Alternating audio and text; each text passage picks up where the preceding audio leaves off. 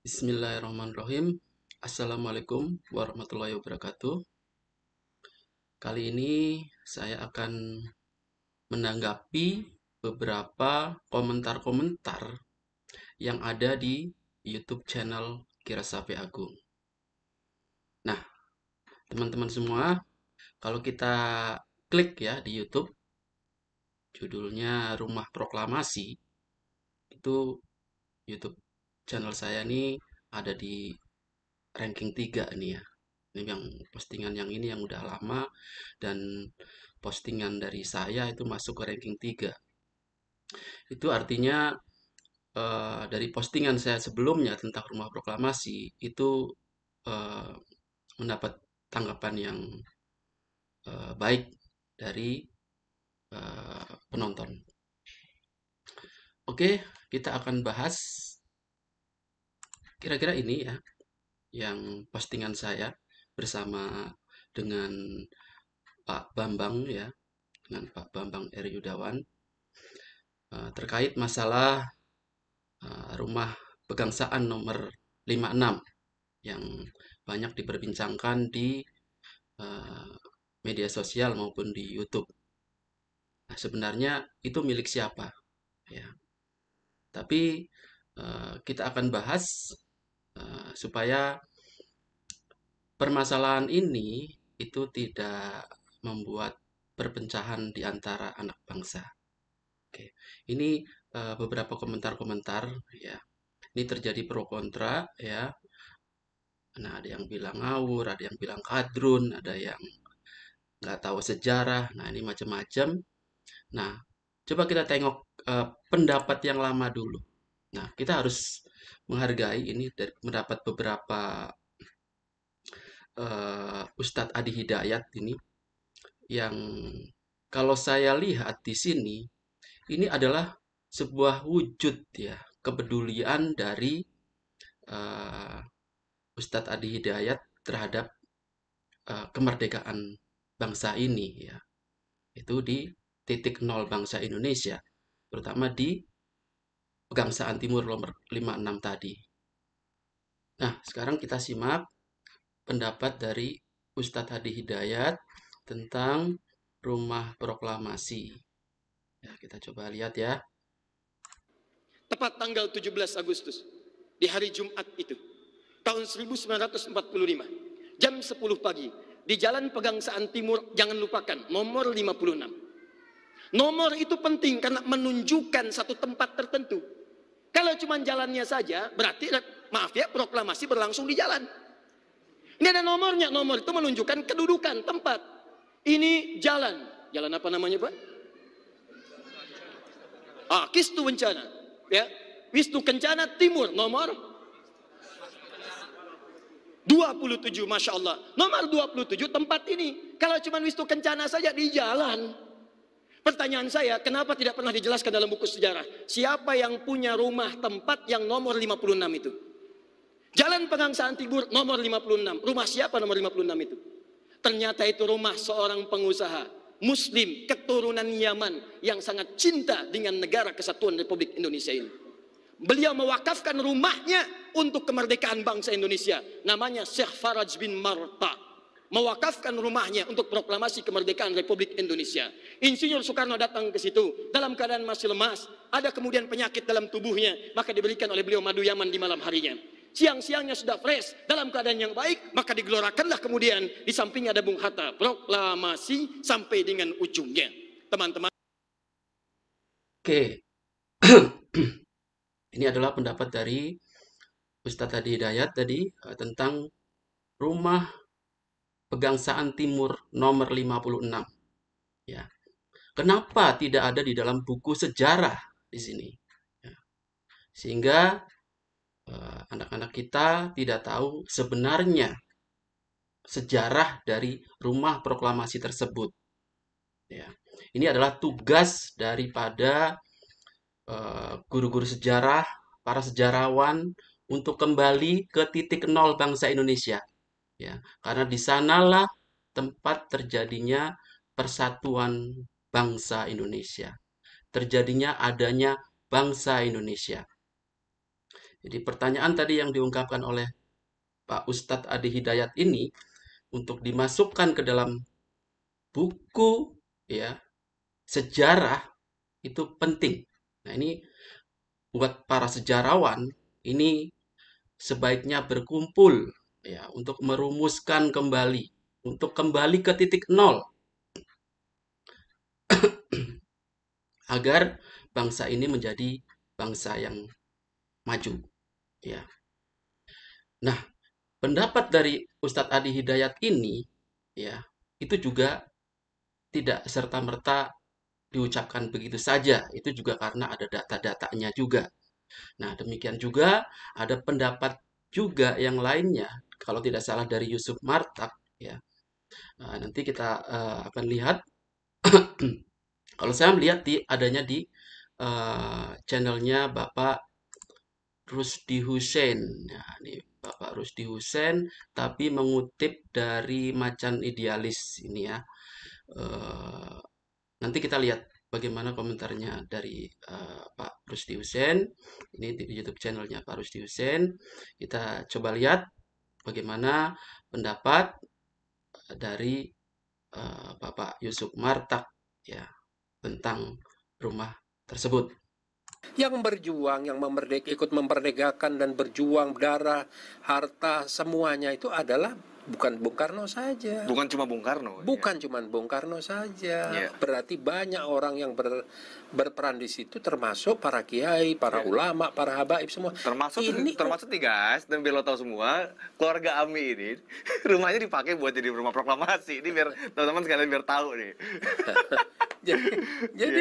jadi lucu. Nah, sudah pernah bercerita bahwa saat Bung Karno itu sakit, keluarga kami, paman kami mengunjungi, mengobati sampai mulai agak sehat, didorong, diberi support untuk menyampaikan fakta proklamasi, dibawalah ke proklamasi, jalan proklamasi nomor 56. Itu rumah Ami kan itu? Iya, rumah paman saya di situ.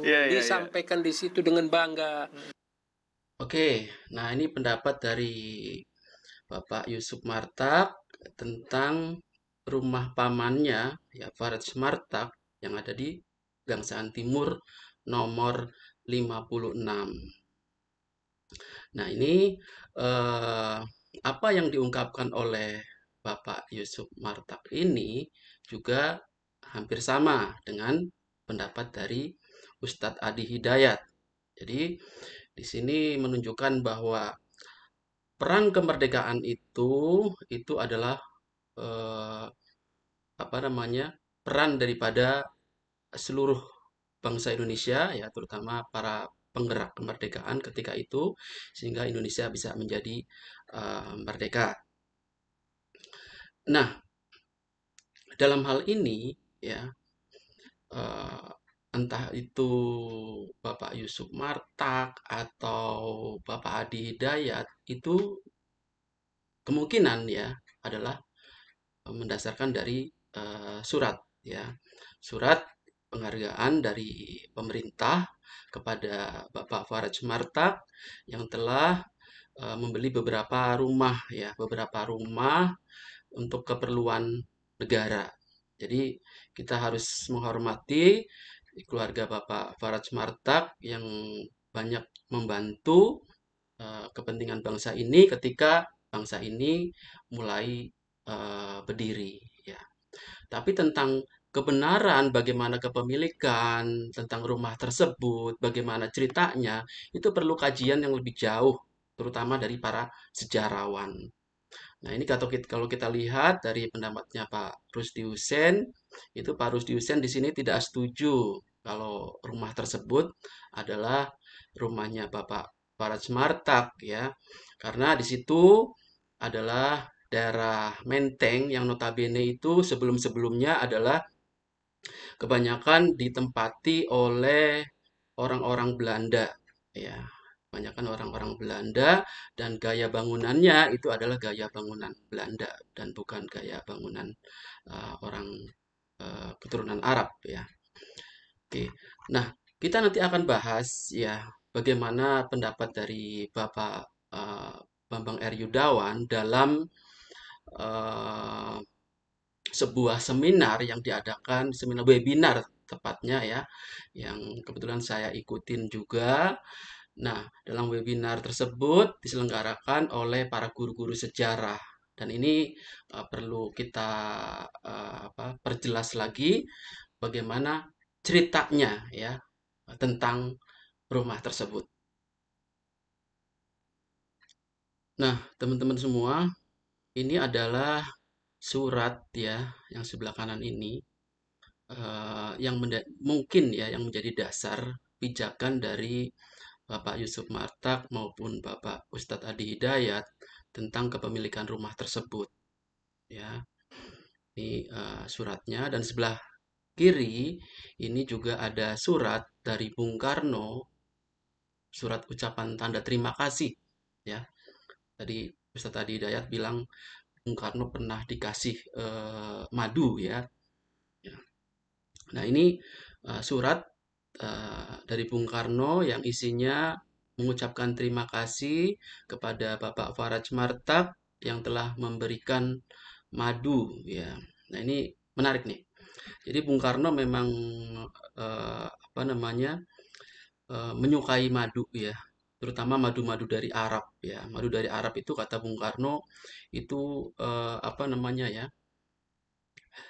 manfaatnya lebih besar ya, manfaatnya lebih besar. Itu karena apa? Karena kata Bung Karno itu lebah yang ada di Arab itu penuh perjuangan dia kalau mau jalan itu jauh gitu ya.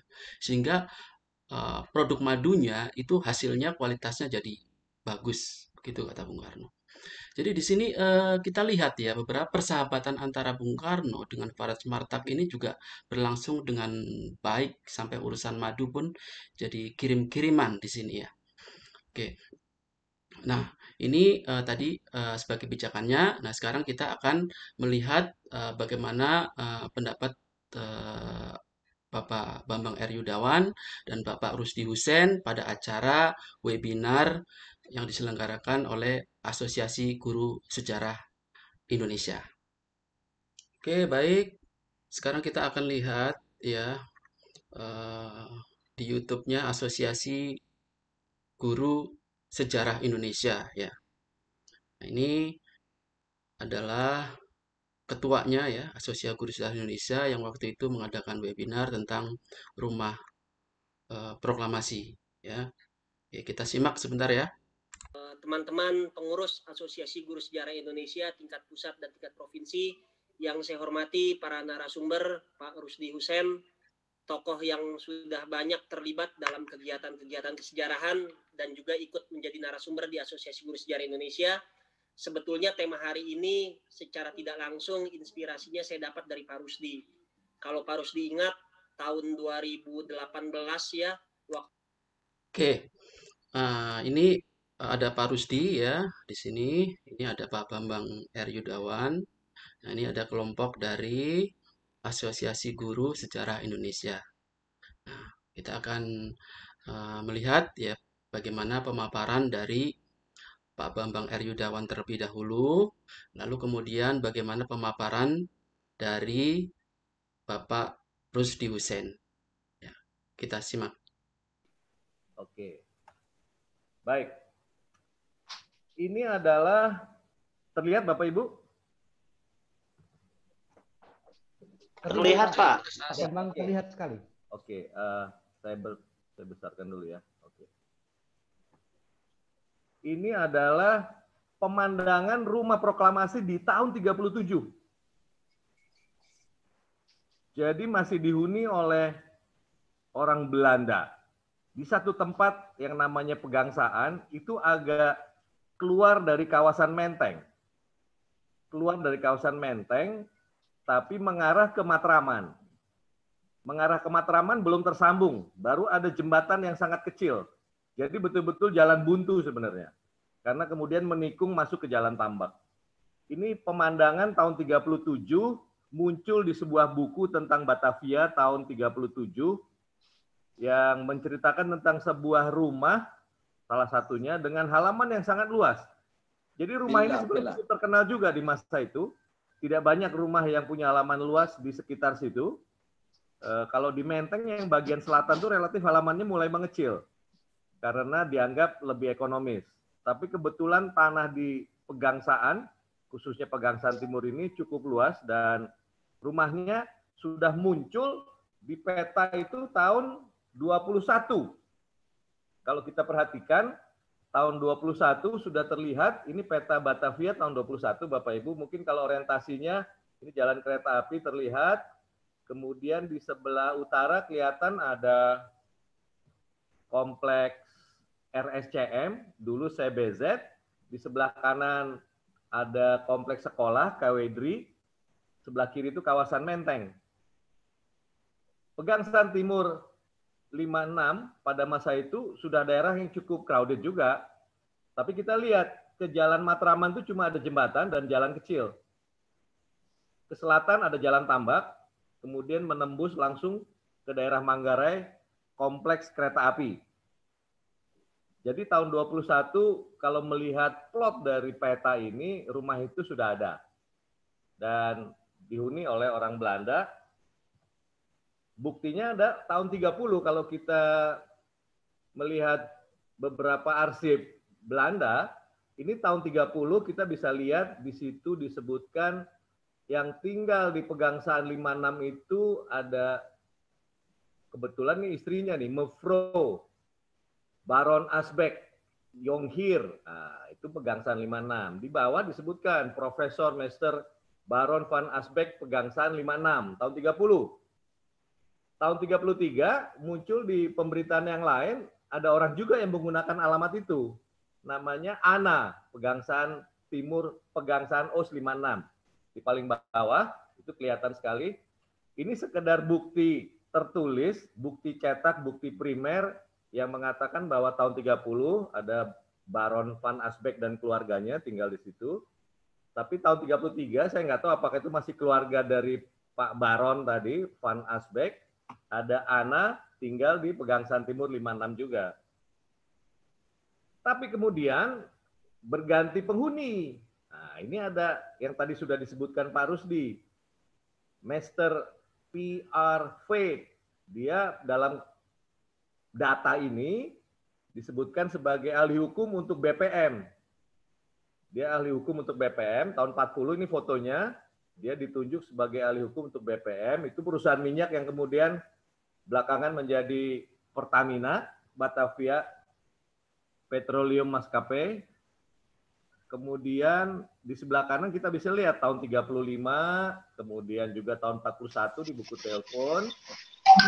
Menunjukkan bahwa ada pergantian pemilik. Nah, ini Pak Fit ini tinggal di Pegangsaan OS 56. Teleponnya masih menggunakan operator, itu disebutnya MC760. Itu nomor teleponnya. MC760, MC itu maksudnya Master Cornelis. Jadi masuknya ke sentral telepon di Jatinegara. Berbeda dengan yang tempat-tempat lain. Ini masuk di jaringan teleponnya Jatinegara. Pak Fed ini seperti yang tadi diceritakan Pak Rusdi, kemungkinan besar masih tinggal di situ sampai Jepang datang. Tapi kemudian Jenderal Imamura mengatakan bahwa pelan-pelan yang laki-laki itu dimasuk ke kamp interniran. Pada zaman Imamura, ibu-ibu dan anak-anak masih tinggal di rumah masing-masing. Tapi tentunya belakangan dalam posisi terdesak, seperti yang tadi disampaikan, rumah itu diperlukan untuk Bung Karno. Dan kabarnya menurut ceritanya Pak Hairul Basri itu, penghuni, mungkin itu ibu atau istri dari Pak Fit itu ya, kita masih butuh waktu untuk mencari mengidentifikasi penghuninya. Tapi kabarnya diberikan rumah lain di Jalan Lembang. Jadi akhirnya rumah itu diserahkan untuk Bung Karno oleh Shimizu mewakili pemerintah bala tentara Jepang yang masuk ke Jawa. Terjadilah 17 Agustus 45, ini kita saksikan pada saat Bung Hatta berpidato. Yang menarik adalah kita kelihatan bagian teras depan dari rumah, bisa disaksikan, tidak terlalu besar, tapi para tokoh, para pendiri bangsa ini berkumpul sebagian di teras depan, bahkan masuk ke ruang dalam sebagian karena tidak terlalu luas, sementara orangnya cukup banyak. Dan Bung Hatta berpidato dengan mikrofonnya agak jauh. Ada yang mengatakan mikrofonnya rusak. Jadi akhirnya beliau ngomong langsung aja, tidak terlalu dekat dengan mikrofon. Itu pun juga masih banyak cerita simpang siur. Tugas kita semua untuk mencari fakta yang sebenarnya, tapi foto ini menceritakan bagaimana Bung Hatta berpidato dengan mikrofon yang jaraknya cukup jauh. Kita tahu dengan jaraknya cukup jauh, suara pasti tidak akan terdengar melalui mikrofon tadi ke speaker. Pak Latif dan Dr. Muardi, ini Pak Rusdi mengingatkan saya, Dr. Muardi dengan pici miring ke kiri itu, pada saat itu masih berkumis. Di belakang kita lihat ada Ibu Fatmawati, Pak Wiryo menundukkan kepala, di sebelahnya ada Latu Arhari, dan di dekat situ tidak terlihat, di belakang Bung Karno ada Pringgo Digdo dan kawan-kawan tokoh-tokoh yang lain. Tidak lama setelah jadi rumah Bung Karno ya pagar depan yang agak berantakan ya, belum sempat direnovasi, sudah ada itu nama Insinyur Soekarno dengan penjagaan yang sangat sederhana, tapi sudah cukup menunjukkan bukti bahwa ini rumah Presiden Republik Indonesia dan dijaga secara ketat sesuai dengan kemampuan pada saat itu. Ini apa yang kita saksikan di sekitar tahun 45 setelah kemerdekaan, sebelum pemerintahan pindah ke Jogja di bulan Januari, karena situasi ibu kota saat itu tidak memberikan rasa aman kepada pemerintah Republik Indonesia, sehingga pimpinan kabinet sebagian besar pindah ke Jogja, kecuali Perdana Menteri Syahrir yang kemudian secara berkala akan tinggal di rumah proklamasi ini. Ini situasi ketika Bung Karno di tahun 45 tinggal di rumahnya. Di sebelah kiri kebetulan Ibu Fat sudah menggendong Guntur Soekarno Putra, saya panggilnya Mas Guntur. Kemudian ada pos penjagaan sedang ganti shift ini. Di sebelah kanan kita lihat teras yang bersejarah itu. Bung Karno duduk di titik yang paling rendah dari teras itu. Masih ada kesetnya, sangat sederhana, dan batu perkerasannya juga bukan dari material yang mewah, tapi inilah cerminan dari sebuah rumah masa kolonial yang kemudian beralih ke republik, tetap dibawa dengan kondisi apa adanya, karena tidak ada niatan untuk merenovasi besar-besaran, di samping anggaran juga tidak tersedia, tapi apa yang diterima sejauh itu masih baik, diterima, tinggal dirawat dan dibersihkan. Teras sudah ditambah lagi dengan beberapa kursi.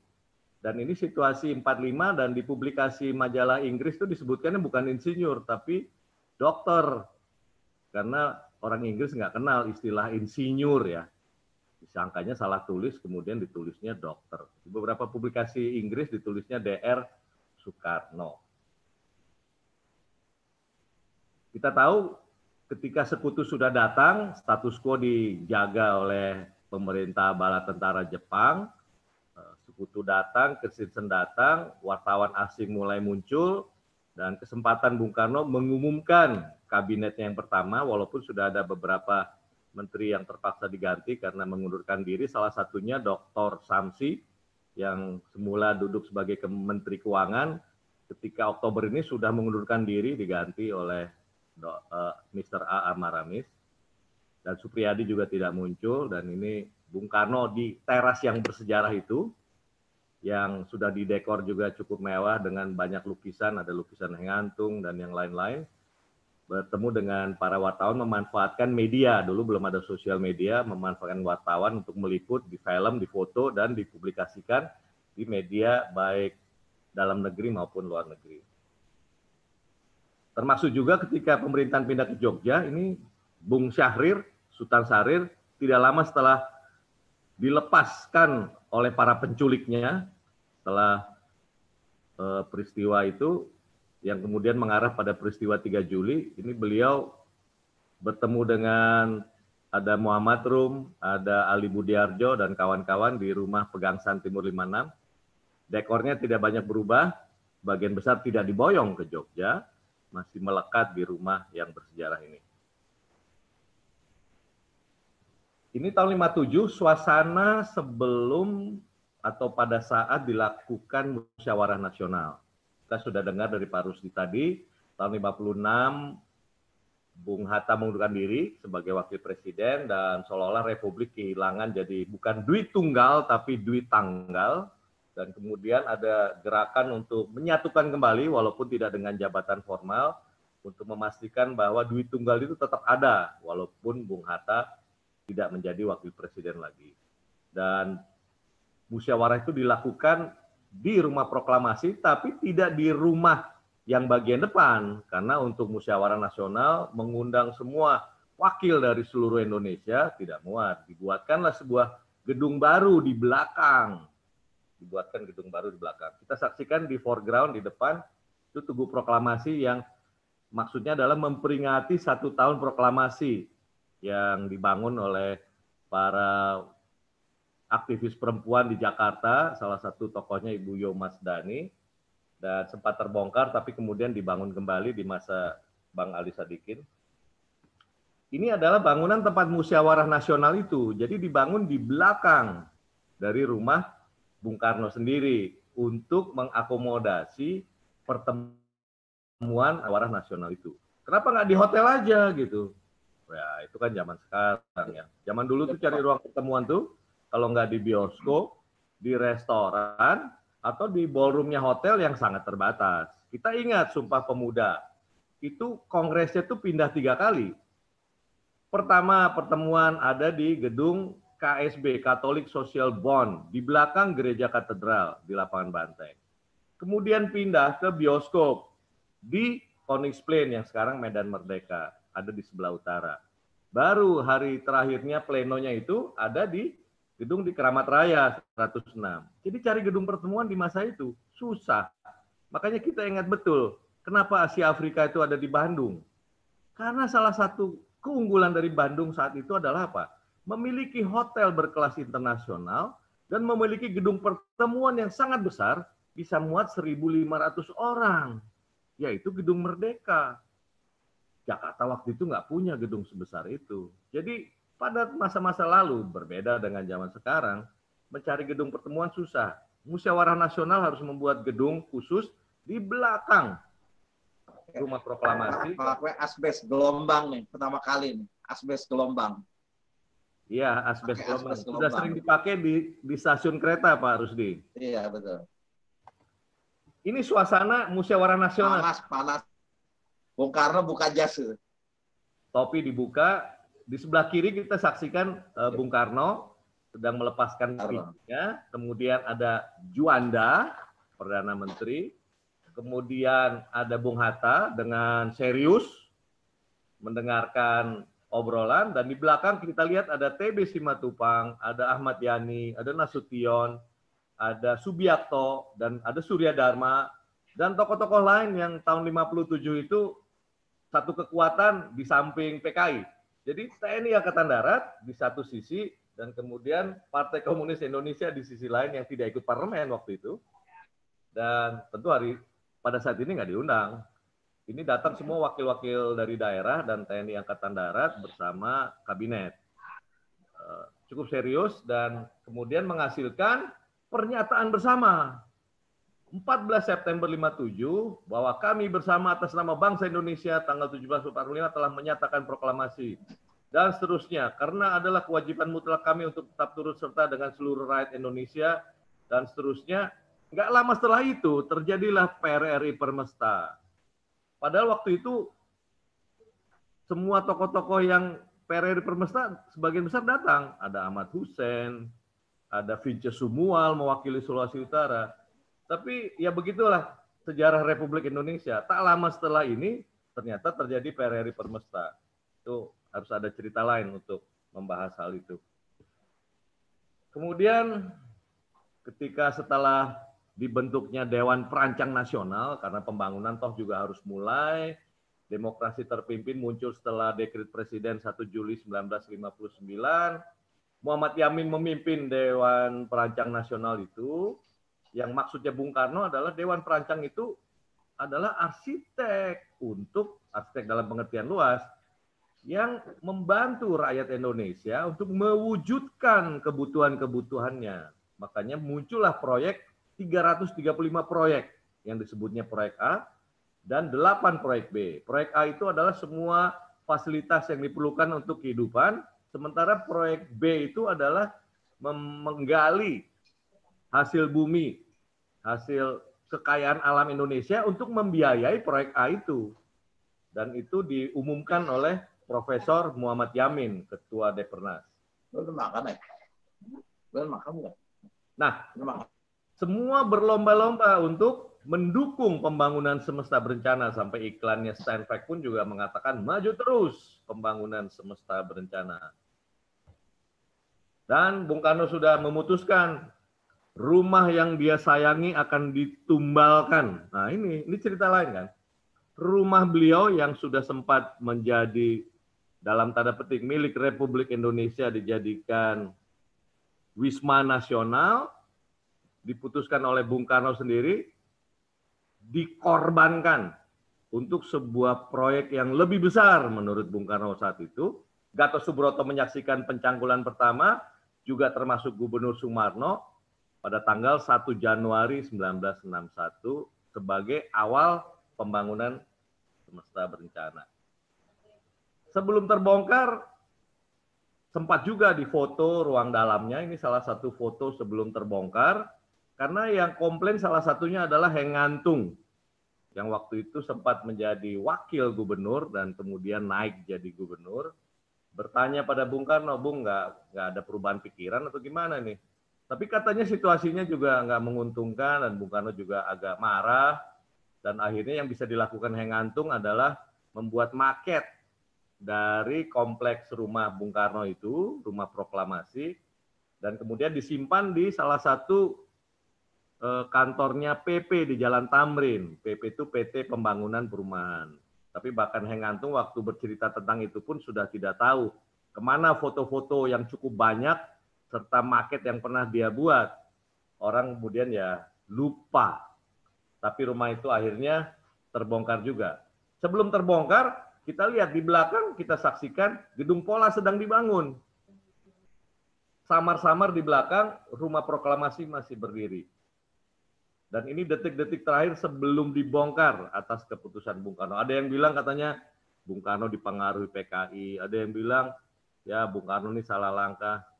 Saya sebagai generasi yang tidak pernah ketemu Bung Karno, kecuali mendengar nama beliau, saya juga di satu sisi kita harus sadar betul bahwa di masa yang lalu, pemikiran mengenai bangunan bersejarah itu tidak seperti sekarang.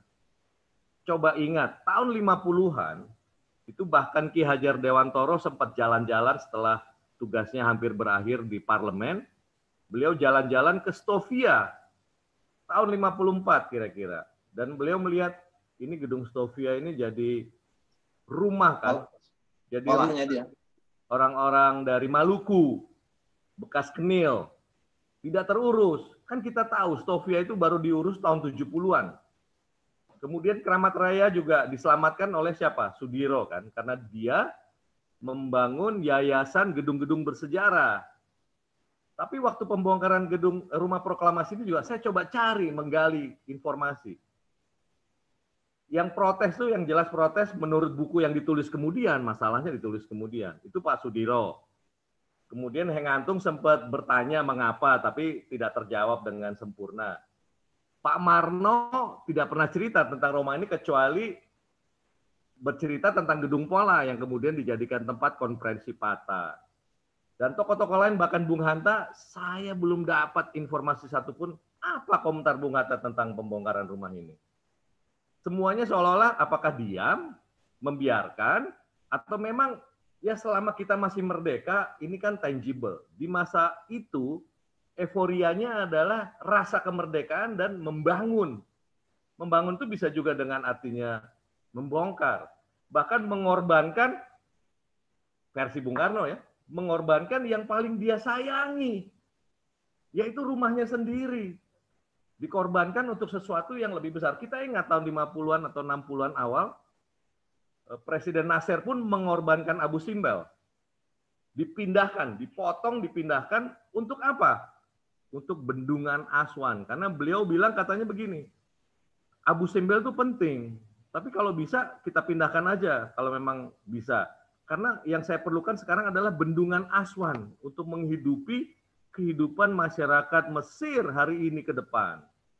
Bung Karno juga mungkin berpikiran mirip seperti tokoh-tokoh di tahun 50-an atau 60-an yang mungkin cara berpikirnya beda dengan kita hari ini.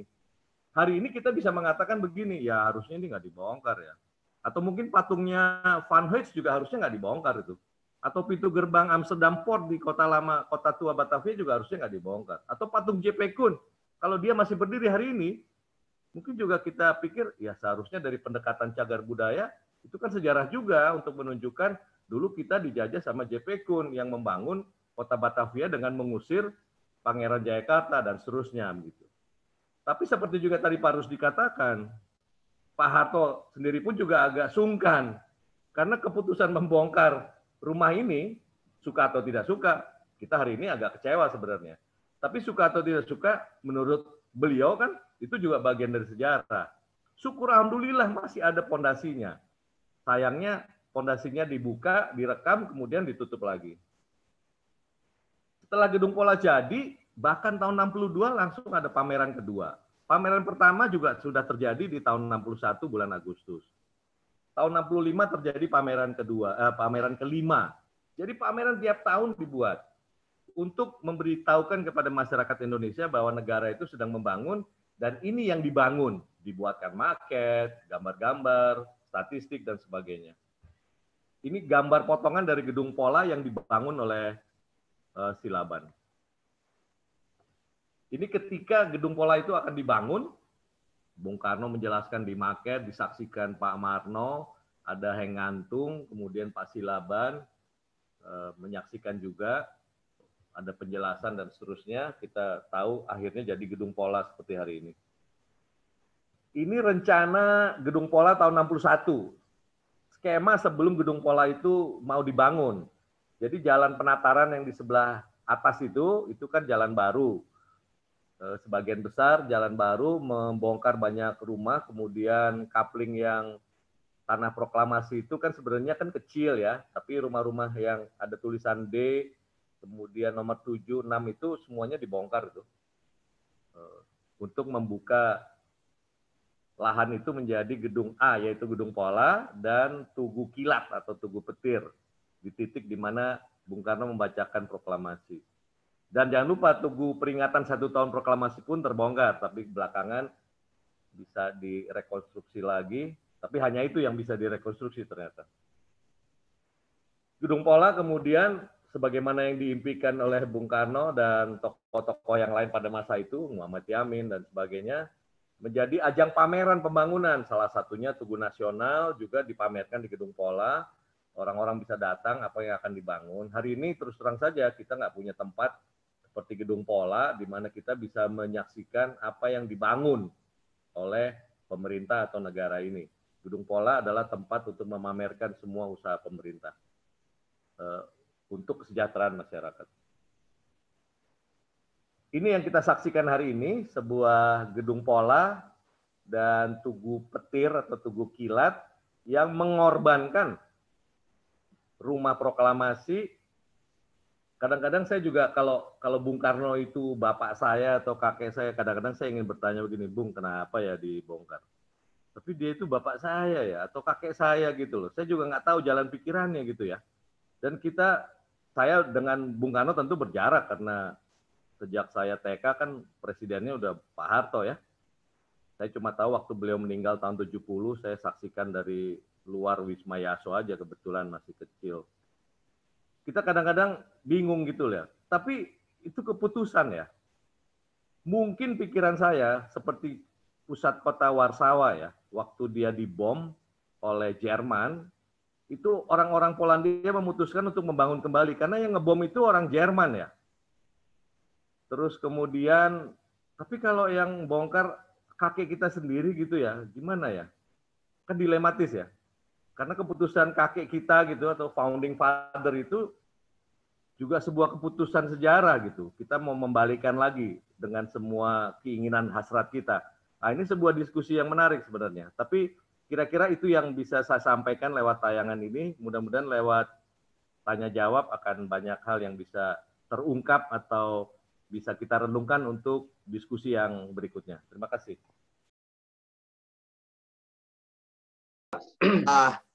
Ya, jadi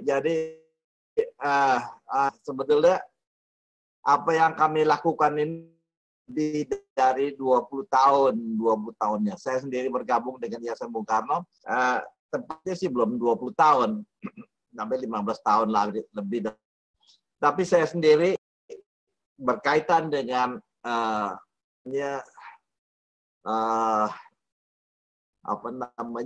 sejak proklamasi ini sudah sejak tahun awal tahun 90-an. Jadi pada saat itu sedikit saya ceritakan sejarahnya. Saya diajak bergabung dengan para senioren itu. Banyak itu nama-namanya. Ada Pak Yusuf, Pak Pamjo, kemudian ada Notaris Tajudin, dan banyak, kurang lebih ada sekitar 10 orang lebih. Jadi saya yang paling, itu kira-kira sepintas. Ada peristiwa penting yang mereka ciptakan. Ketika pada satu hari keterbangkelain daripada dibongkar tahun 64 itu, para senior ini, ada juga aktivis itu ya, menghadap Pak Harto. Jadi Pak Harto sendiri pun menjadi suatu pertanyaan. Rupanya Pak Harto tidak tahu jelas bagaimana ceritanya. Nah, jadi ketika itu Pak Harto mempertanyakan siapa yang bongkar. Nah, itu karena diceritakan kan sejarah juga. Nanti saya Pak Harto tahun 84 monumen proklamator itu, yaitu patung Bung Karno dan Bung Hatta sedang berpidato menghadap ke barat. Alhasil para daripada komite ini tidak menerima keadaan itu. Selanjutnya mereka berusaha tiap presiden yang terpilih diajukan lagi, ya kan? Ya, sampai dengan Pak SBY itu pernah kami ajukan. Bahkan pada Pak Yusuf Kala pun wakil presiden sudah kami ajukan. Kita sudah membuat suatu perencanaan bagaimana mau diapakan ya tempat itu. Itu juga akhirnya tidak mendapat sambutan. Ketika gubernur pernah kami bicarakan pada saat itu, Pak Jokowi bilang saya kan masih gubernur gitu. Jadi waktu beliau dan kami ajukan lagi gitu rencana yang dimaksud kepada para arkeolog, sempat kami bicarakan ini dan sudah diadakan beberapa kali pertemuan resmi arkeologis. Memang tidak bisa dibangun kembali. Perlu sedikit ditambahkan, sudah diteliti di penggalian, ada foto-fotonya oleh Pak Chandrian itu, sesungguhnya rumah proklamasi itu jaraknya serah daripada gedung Pola, ya kan. Fondasi daripada rumah proklamasi masih ada. Lengkap, batu-batu yang membatasi daripada kamar-kamar, semuanya masih utuh. Itu diuruk. Jadi kalau kita berada di pelataran itu, kelihatan dia lebih tinggi. Nah, apa selanjutnya yang kita ceritakan? Para senior itu, para penggagas awal untuk mendirikan kembali, sudah tidak ada. Para arkeolog juga banyak pertimbangan untuk membangun situs ini kembali. Jadi yang tinggal hanya sebuah kenangan. Jadi saya sebagai orang yang punya sejarah juga pernah mendatangi beberapa kali tempat itu ketika masih berdiri. Saya punya foto ketika gedung Pola akan finishing, baru apa sekian persen dibangun, masih tegak berdiri. Dan tibalah saatnya ketika Bung Karno mencangkul cangkulnya menyatakan bahwa di sini akan didirikan patung monumen baru yang di atasnya ada gambar kilat. Nah, ini adalah sejarah. Jadi permasalahan saya bakal cerita. Yang pertama yang saya dengar dan selalu saya berusaha untuk melakukan rekonstruksi daripada situs ini di tahun 64. Apa sebetulnya alasannya Bung Karno membongkar itu? Banyak. Bagi saya terus terang saja itu 50-60% masih misteri. Sisanya barulah yang kita kira-kira saja. Belakangan ini saya bertemu dengan Pak Roy, Pak apa namanya yang pernah itu mantan KKO itu ya. Itu Pak Roy kita pada saat dia ketemu dengan anak angkatnya Ibu Inggit, ya Ibu Kartika. Jadi ini juga salah satu yang menjadi alasan kenapa rumah itu dibongkar. Rumah itu diserahkan oleh pemerintahan militer.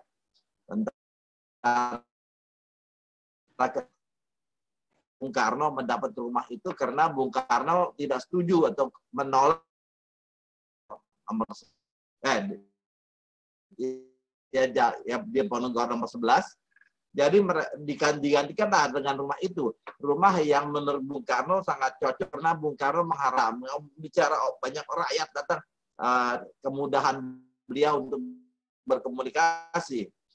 Alhasil Bung Karno pindah di situ, masih kemudian seperti diceritakan tadi disinggung, ini ada soalan keluarga ya ini yang berat. Itu waktu itu juga ada kaitannya. Ini ada interconnection.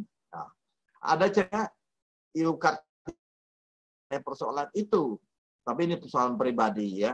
Alhasil kembalinya Bung Karno kemudian mengatakan kemudian seperti diketahui Bung Karno menikah dengan Ibu Fatmawati. Dan Ibu Fatmawati datang diantar oleh, jadi tahun 44 Mas Guntur lahir di situ. Dan kebetulan didatangi orang tuanya Bung Karno dan mereka berfoto. Di dalam buku memoarnya Ibu Fatmawati ini tulis ada foto-fotonya lengkap sekali mengenai persoalan zaman-zaman ketika Bung Fatmawati dan Gus tinggal di situ. Tanggal awal bulan Januari tahun 46 Bung Karno pindah. Nah, itu menjadi rumah negara. Ya kan? Resmi ada dalam lembaran negara. Nah, ini persoalan.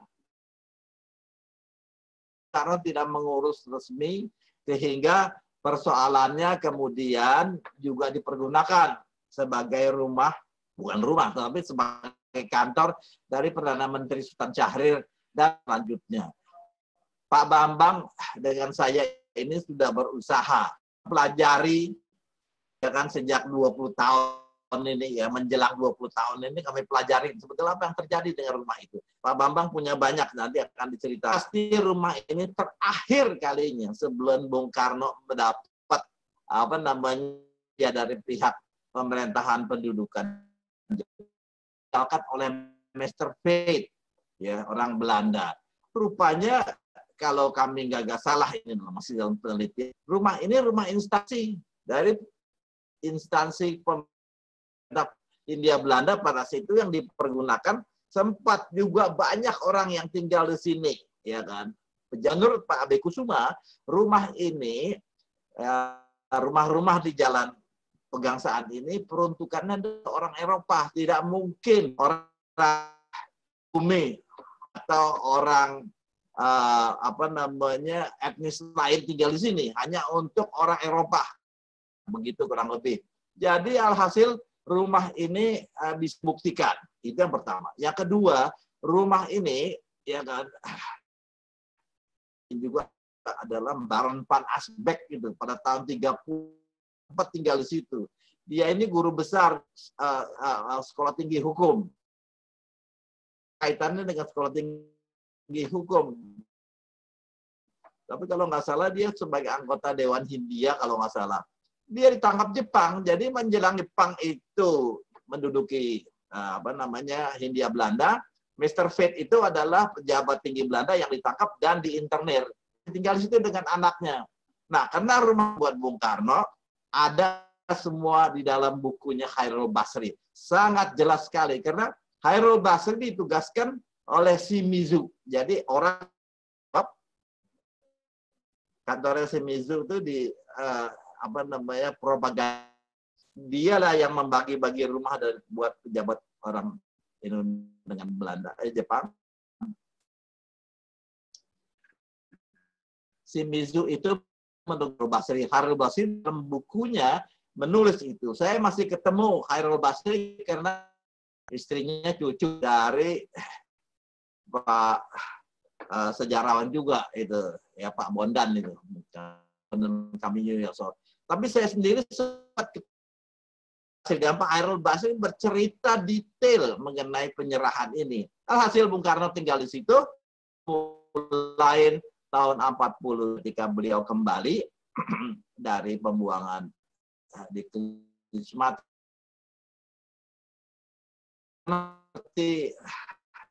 Ya kan persoalan pribadi keluarga ya akhirnya mendapatkan seorang anak yang dicita-citakan di rumah itu juga gitu. Tapi Guntur waktu kecil lahir di situ. Jadi ketika belum berumur 1 tahun, ya kan, pindahlah mereka semua ke Jogja. Itulah akhir daripada cerita Bung Karno dengan rumah itu. Tapi seperti tadi dikatakan banyak cerita, betul. Yang pertama adalah tempat itu berkali-kali itu ya, berkali-kali terjadi menjadi saksi daripada berbagai peristiwa. Karena kepindahan Bung Karno ke Jogja, selanjutnya tempat itu dipergunakan sebagai rumah rumah tempat orang-orang Jogja, pejabat-pejabat dari pemerintah Jogja, RI di Jogja itu datang situ. Yang terakhir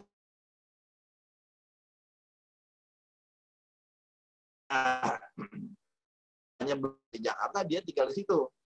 Beliau Dr. Akagane ditangkap pada saat agresi Belanda pertama.